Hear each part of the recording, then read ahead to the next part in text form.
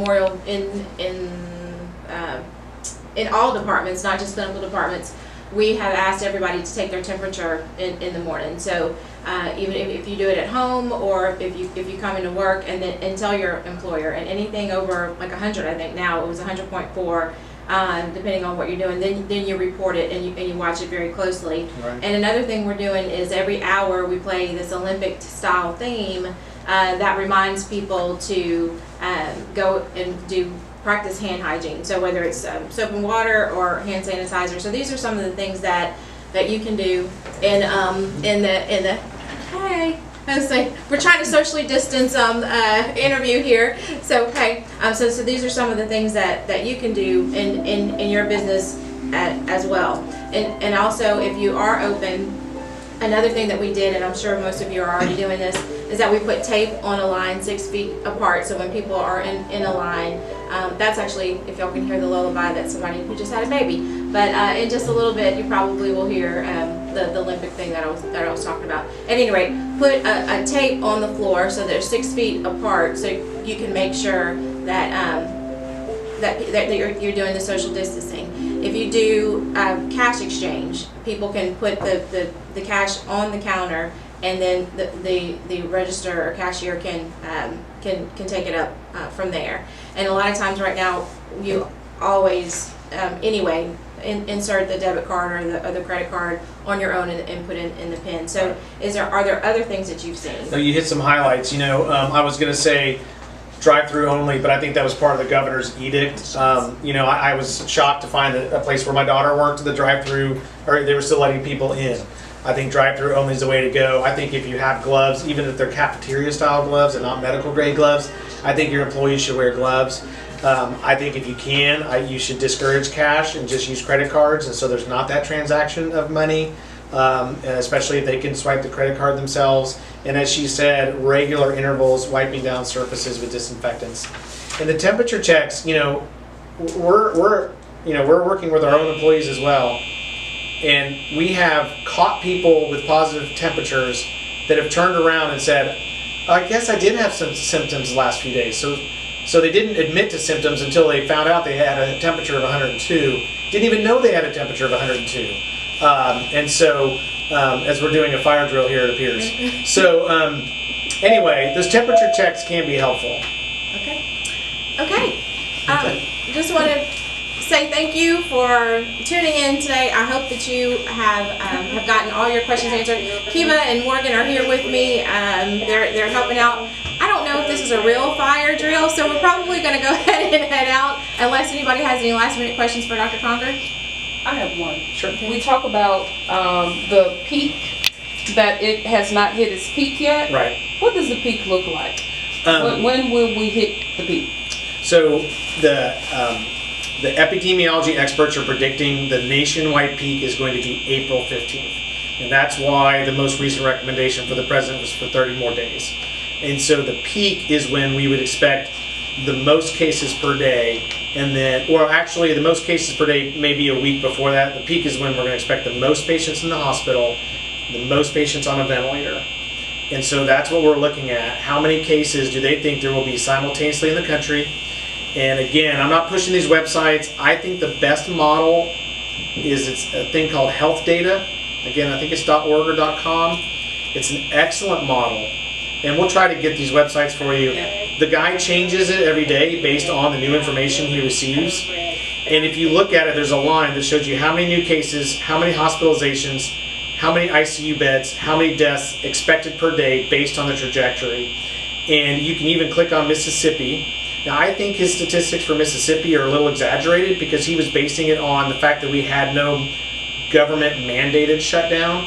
But I know that most of Mississippians were voluntarily following it. So I think I think we're doing better than his predictive model. But like I said, he'll change it or his group will change it based on the new information that comes in. And I think that's what kind of spurred on people to action. Because when you look at it, it actually tells you how many intensive care beds there are in our state and how many ventilators there are in our state. And you can see that if we do hit the peak that he's expecting in 2 weeks, we will exceed those. So we will have to be creative in finding ICU beds and have to be asking for ventilators. So you can actually track that every day and they plug in new statistics, and you can see where we are. And that predictive model predicted 82,000 deaths nationwide when I first looked at it about 5 days ago. And then, like I said, the curve kind of flattened a little bit and it went down. And then when it went back up, now he's predicting around 95,000 deaths, which is what Dr. Fauci had said. So I think that's kind of the best website I've seen that changes its information in real time. And like I said, there's actually a tab for every state.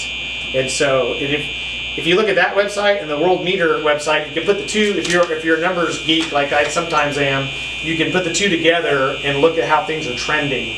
And I think that those are the things to look at if you really want to see it in real time. And the ventilators are necessary because the virus attacks the lungs? Right, so for every 100 people infected, you can expect 10 to 15 admitted, and you can expect 5 in the ICU on a ventilator.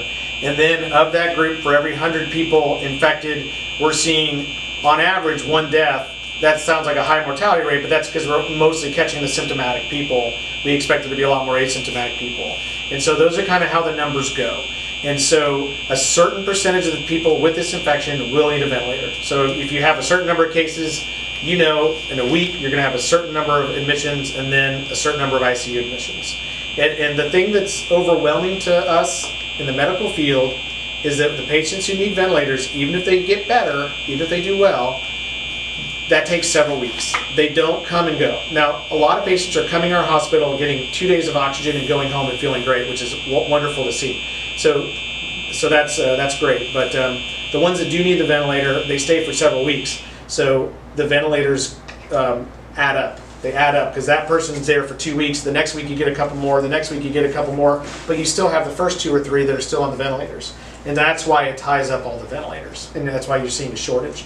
I do think our country has enough ventilators in stock and coming. I think that the federal government is trying to be strategic into giving it to the places that need it the most at a given time.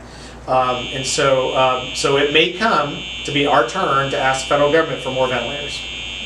Yep. And I would be remiss if I didn't tell you about the 7 locations that are available for screening and testing for COVID-19. They're on Memorial's website, and you can call ahead 867-5000, 867-5000. That's it. And they can tell you whether or not you should come in, stay in your car. They'll come to you, and they prefer that that you call so they can prepare for you. But also don't stay at home if you feel like you're having some symptoms. The last thing I'll say is that we've talked a lot about surfaces, but doorknobs, handles to coffee pots, buttons on elevators, a keyboard, wipe those down. Anything that is repetitively touched every day, because you can wash your hands and then go back to something that's contaminated as well. In my old life, we did a news story and scanned, kind of swabbed cell phones and such. And even E. coli was on like the handle of a coffee pot. So make sure that you're wiping those down as well. Did you have anything? Yeah, just a final. I'm very proud of what we've done with our testing in this region. I think we're doing an excellent job. We have a fairly, not strict, but we're sticking to a case definition. And I did say that there's people with other symptoms, and there's probably people shedding it without symptoms. So we are going to miss those with our case definition. But we have to kind of stick to a case definition to try to have some consistency and to try to identify the people that would need medical care. Even with that fairly strict case definition, we're only catching about 7% positive. So we are testing a broad number of people. We're testing more people, I think, than any other region of the state, and I think we're doing a better job of identifying cases. And I'm I'm saying this because I'm proud of our efforts, because if you look at admission rates in the state says there's a 30% admission rate for Mississippi, which is one of the highest in the country. And I think that's false data because we just don't know that there's more cases out there. But if you look at our region, the customers we serve, our admission rate is 15%, which is right in line with the national average. So I think our testing program is doing a good job of identifying those cases out there. And I'm telling you that because I don't want you to be frustrated. If you have minimal symptoms or mild symptoms or early symptoms, we still aren't at the point where we can test everybody. So they might tell you to go home and watch yourself and see if you get worse. And just understand that doesn't mean we're saying you don't have it. We're saying you might have it. but you're not meeting our case definition yet. We have to save our tests for those meeting the case definitions. But if you get worse and meet that case definition, then we'll readdress you and we'll test you. And that's working out really well. So you may be told to go home and wait to see if you get worse and self-isolate and self-quarantine and see. And you might have another virus and you might get better in a couple of days. And so don't get frustrated if that happens, but if you do meet that case definition, come back and readdress us and we will eventually test you. But our testing program is doing a really good job right now. So.